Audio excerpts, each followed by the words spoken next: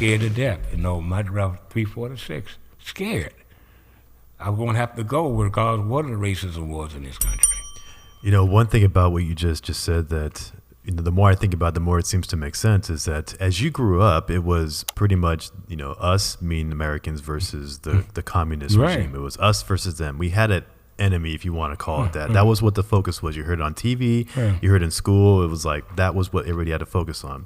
The Vietnam War was just an extension of that, because we have to go and we got to get the communists out of Vietnam. Absolutely. And so it just, whether you, and most of us can really agree that we shouldn't have been there, but it is what it is at this point now, and it was just an extension of what the original enemy was at that time. Come early 90s and the Soviet Union no longer exists, we sort of didn't have an enemy. It's like, where do we get our attention to? We had that time in the early to mid 90s or to the late 90s where we were trying to figure it out, and then, which is like when all these things in East LA came about, the Crips and the Bloods, when you start hearing about that. Then 9/11 happens. All of a sudden now we have an enemy again. Okay, who got us? We have to go and get them. Country sort of united a little bit on that. You didn't hear about some of the little things that were happening on, or they weren't happening as much as they were in the times where we didn't have an enemy.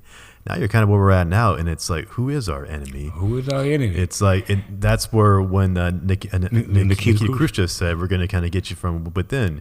You sort of turn the narrative on, okay, well, the enemy is us. It's us against this person or that group, or they don't believe what I believe in. And if you just step back and you just look down upon it, you can see how, it's like, man, yeah, it's all who has what over here now. God forbid something happens to this country again from some other outside power. Maybe our focus would shift onto that. Right. But in the meantime, it's a lot of these little things that says, this person has what I don't. Therefore, instead of saying, how do I get that? How do I work to get that? It's, they got there by cheating, or they gamed the system. Therefore, they're wrong, and I have to get my way some other way. And you're absolutely. You just think about, how come we had to get the Russians out of Afghanistan? Got them out of there.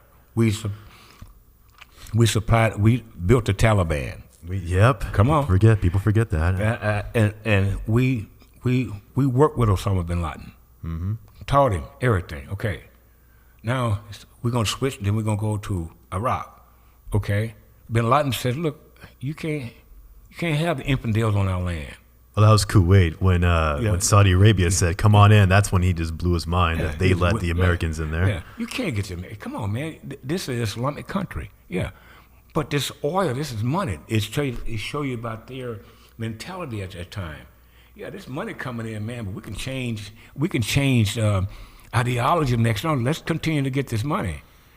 When you look at how Dubai was built on sand, how it's being built, and now here you got the Americans that are out. Now you got China, you got Russia again, talking about the mineral resources in Afghanistan. So now, every time it had to be somebody we had to fight against, whether it be the Japanese, whether it be the Germans, whatever. Now, we left to ourselves, and the rest of the world is looking. They ain't got nothing to fight for.